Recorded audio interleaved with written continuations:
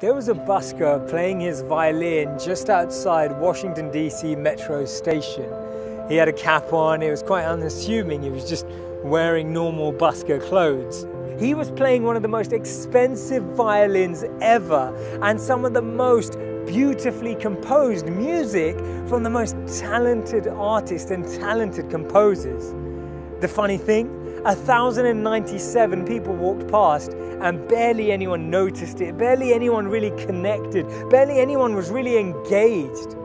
In just under an hour, he'd accrued about just over $30, and that's not a bad amount for a busker, but the fascinating thing was that just a week before, he'd sold out an arena for $100 per seat.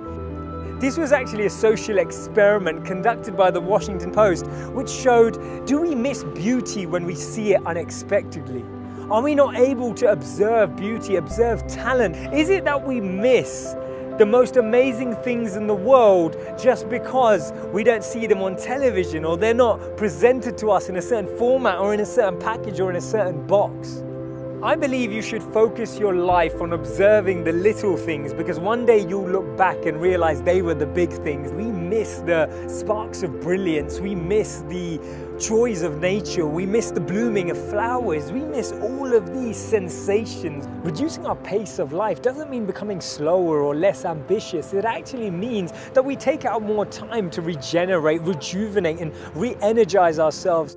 And the challenge is that we often confuse the noise of our ego with the voice of intuition. But actually, the more we tune out of the space we're in, we can tune into that intuition. We can actually find how we can be guided and navigate life, because big egos have little ears.